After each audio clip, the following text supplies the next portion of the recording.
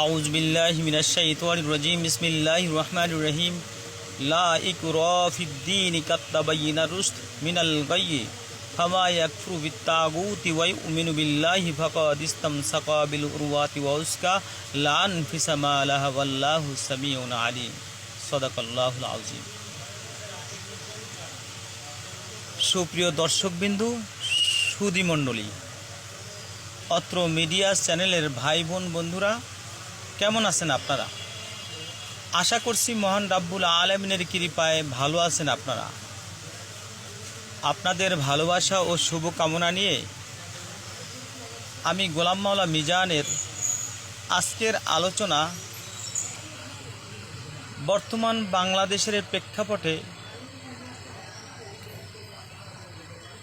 দিন, ধর্ম, রাজনীতি নিয়ে আলোচনা ও সমালোচনা এবং ইসলামিক কিছু টিপস আপনাদের সম্মুখে তুলে ধরতেছি। আপনারা অত্র বিষয়গুলি জানুন, বুঝুন, শিখুন এবং পর্যালোচনা করুন। নিজেকে নিজে বিবেচনায় রাখুন এবং নিজের ভালো নিজে বুঝুন, নিজেকে নিজে চিনুন। আসুন, আমরা কেমন মানুষ, কত বড় মানুষ, আমাদের সম্মান মর্যাদা কি হতে পারে সে সম্পর্কে জানুন। যে আল্লাহ রাব্বুল আলামিন আমাদেরকে এই দুনিয়ার নাজ নিয়ামত, দু চোখে যা কিছু দেখতেছি সব কিছুই আমাদের জন্য সৃষ্টি করেছেন। এটা মহান আল্লাহ রাব্বুল আলামিনের অশেষ দয়া ও রহমত এবং আমাদের জন্য নাজ নিয়ামত। এই নাজ নিয়ামতের মূল কারণ এবং লক্ষ্য উদ্দেশ্যই হলো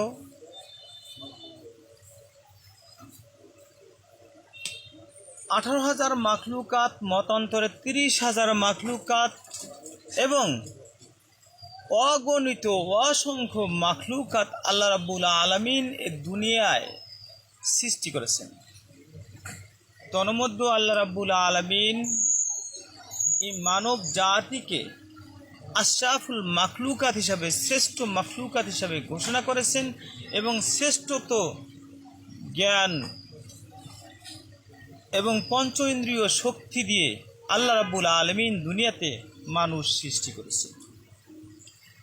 এই মানুষ সৃষ্টি করে তিনি জানিয়ে দিয়েছেন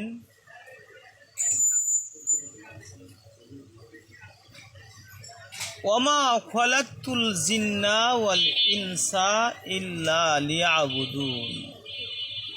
তিনি জানিয়ে দিয়েছেন আমি জিন ও ইনসানকে একমাত্র আমার ইবাদত বন্দি করার জন্যই আমি সৃষ্টি করেছি। অন্য কোনো উপায় আমি তাদেরকে বানাইনি, অন্য কোনো উপায় অন্য কোনো আশায় আমি তাদেরকে সৃষ্টি করিনি। তাহলে বুঝতে হবে যে মহান রাব্বুল আলামিনের হুকুম, তার ইবাদত, তার বন্দেগী এবং তার অনুসরণ, অনুকরণ, কোরআনী সংবিধান অনুযায়ী চলা, এই জীবনকে বাস্তবায়িত করা, এটাই আল্লাহর হুকুম। আল্লাহর কোরআনের নির্দেশনা কি? যে হক ও বাতিলকে পর্যালোচনা করা, হক সাদাকে সাদা হিসাবে চেনা, কালোকে কালো হিসাবে চেনা, ন্যায় ও ইনসাফ ভিত্তিক নিজেকে নিজে পরিচালনা করা এবং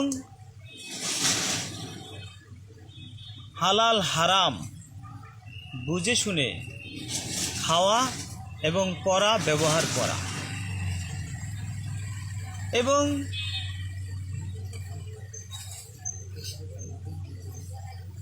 কারো গোষ্ঠী সমষ্টিগত ধর্মের দিকে আসা যাওয়ার সময় অবশ্যই বিবেক বিবেচনা করা।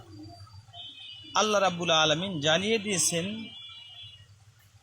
যে ইন্নাদ-দীনা ইনদাল্লাহিল ইসলাম, নিশ্চয়ই ইসলাম আল্লাহর নিকট মনোনীত ধর্ম।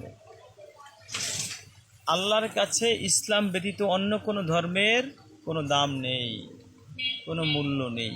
কারণ ইসলাম ধর্মের লোকেরা, মানুষেরা, মুসলমান, তারা আল্লাহর হুকুম মানে, কোরআনকে জানে, কোরআন পড়ে, কোরআন অনুযায়ী চলে এবং তার নবী রসুলকে নেতা মানে, তার আদর্শ অনুযায়ী চলে।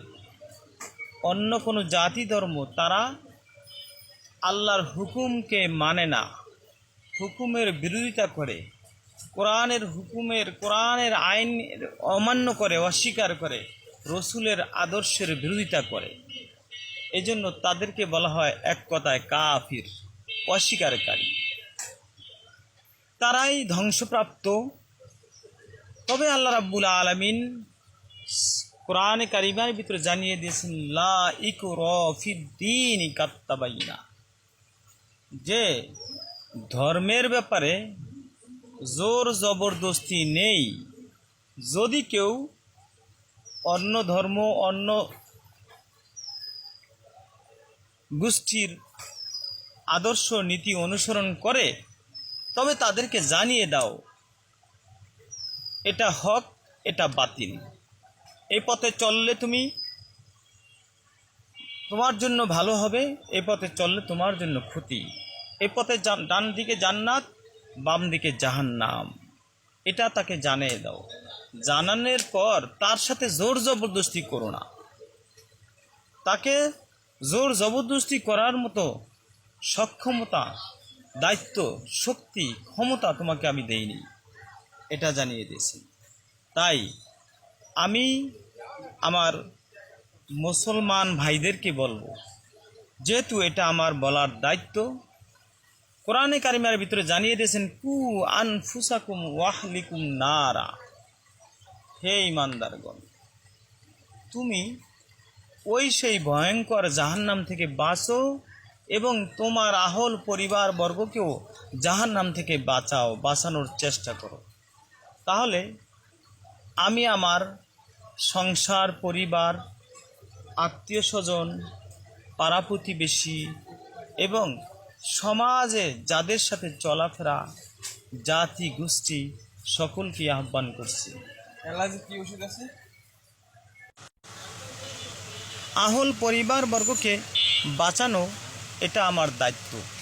যেহেতু আল্লাহ রাব্বুল আলামিন আমাকে কোরআনে কারিমার ভিতরে জানিয়ে দিয়েছেন ইন্নী জাইলুন ফিল আরদি খলিফা, আমাকে দুনিয়াতে পাঠানো হচ্ছে খলিফা হিসাবে, আমাকে দুনিয়াতে পাঠানো হয়েছে দায়িত্বশীল হিসাবে, আমাকে দুনিয়াতে পাঠানো হয়েছে নজরদারি রাখার জন্য, যে আমার আহল পরিবারবর্গ, আত্মীয় স্বজন, পাড়া প্রতিবেশী, আমার বন্ধুবান্ধব, আমার মুসলিম ভাই যেন বিপথে বিমুখ হয়ে না যায়, ইসলাম থেকে বিমুখ হয়ে না যায়, আল্লাহর কোরআন থেকে বিমুখ হয়ে না যায়, আল্লাহর থেকে বিমুখ হয়ে না যায়।